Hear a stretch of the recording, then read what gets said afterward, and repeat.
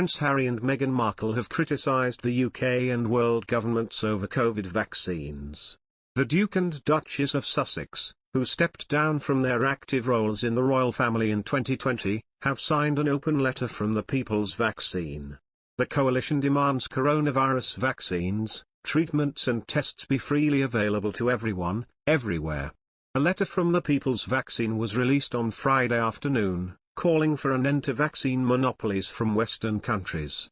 Harry and Meghan, alongside more than 130 former world leaders, Nobel laureates, scientists and others, signed the open letter calling for urgent action to vaccinate low- and middle-income countries and bring an end to the COVID-19 pandemic. The letter criticizes the EU, UK, Germany and Switzerland for continuing to block the lifting of intellectual property rules which would enable the redistribution and scale-up of COVID-19 vaccine, test and treatment manufacturing in the Global South. It then makes 5 demands to world leaders. To urgently agree and implement a global roadmap to deliver the WHO goal of fully vaccinating 70% of people by mid-2022. Maximize the production of safe and effective vaccines and other COVID-19 products by suspending relevant intellectual property rules. Invest public funding now in a rapid and massive increase in vaccine manufacturing as well as research and development, R&D, capacity. Make COVID-19 vaccines, treatments and tests provided free of charge to everyone, everywhere, and allocated according to need. Scale up sustainable investment in public health systems to ensure that low- and middle-income country governments have adequate resources. The open letter goes on to warn the pandemic is not over, and blamed self-defeating nationalism, pharmaceutical monopolies and inequality for not vaccinating the world against COVID.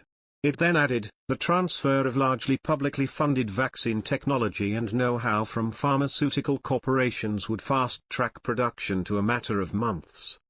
Yet still today, a handful of these corporations retain the power to dictate vaccine supply, distribution and price, and the power to decide who lives and who dies.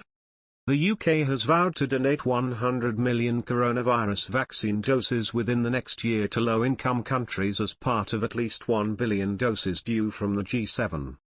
Earlier on Friday, the Duke and Duchess Archewell Foundation officially partnered with the People's Vaccine, with investment into the coalition.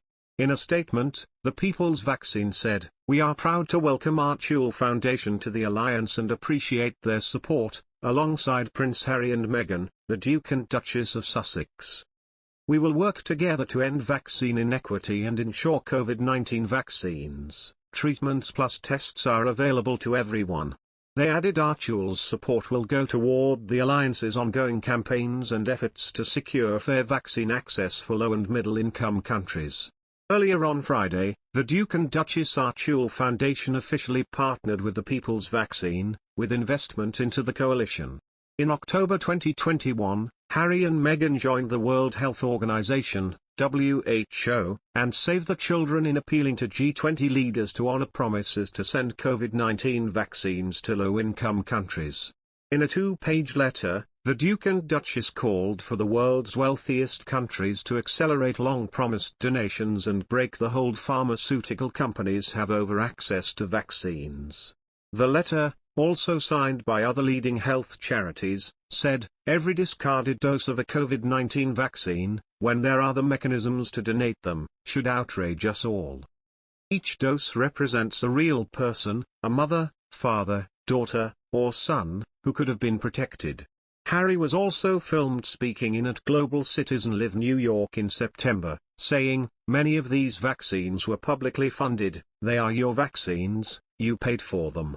Meghan Markle and Prince Harry of being afraid to speak their minds, even if what's on their minds doesn't exactly reflect kindly on Harry's family, the British royals, or the governments of either the UK or the US, while members of the royal family are, strictly speaking, forbidden from getting involved in politics. The fact that Harry and Meghan have officially resigned from royal life means they get to say and do whatever they'd like.